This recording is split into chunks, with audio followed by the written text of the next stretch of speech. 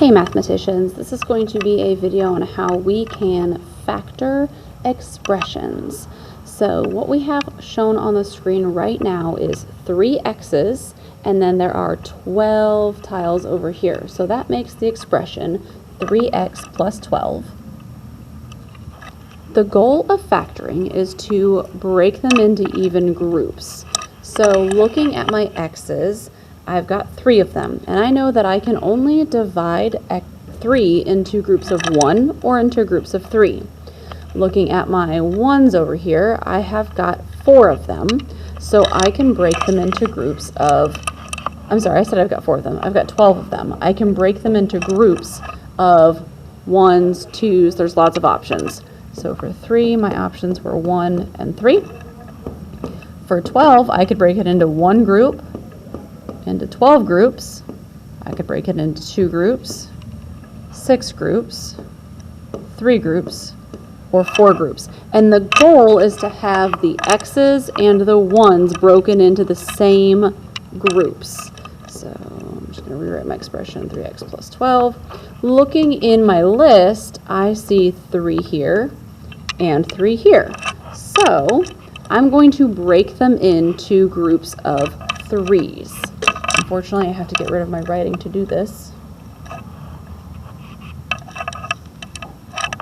So I'm going to just spread out the x's here and then divide these evenly amongst all the x's.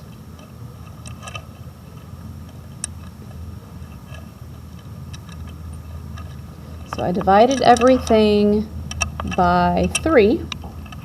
And that got me a total of 3 groups. 1, 2, 3. And each group contains 1 x and 4 additional algebra tiles. So we would say that is 3 times the quantity of 1x plus 4. We broke it up. If I wanted to check my work and make sure that I was correct, I could distribute it back and do 3 times x, that'll get me 3x, and 3 times 4, that'll get me 12, and that's right back to my original expression. Let's do one more together. Okay, looking at this group, you can see that I've got 4 x's on my screen. And over here, it's a little hard to see, but this is 16 negative 1, so that would be minus 16. So now I have to think about ways I can divide these groups. Looking at my 4, I can divide it into 1 group, 2 groups, or 4 groups. Looking at my negative 16, I can divide it into 1 group, 2 group, 4 group, 8 groups, or 16. So looking at my list, my goal is to have it divided into the most possible. So I want to take the biggest number out. So that's 4. I've got 4 in each group. So I'm going to split these up into 4. So we will physically move all of our pieces.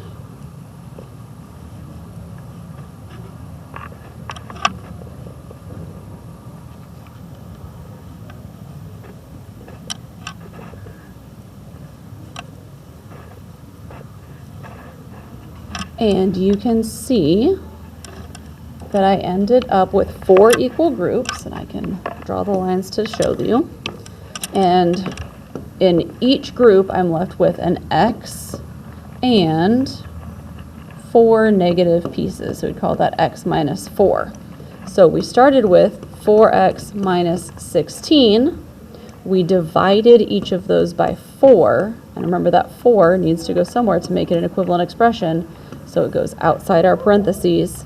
What's left in each group is 1x minus 4.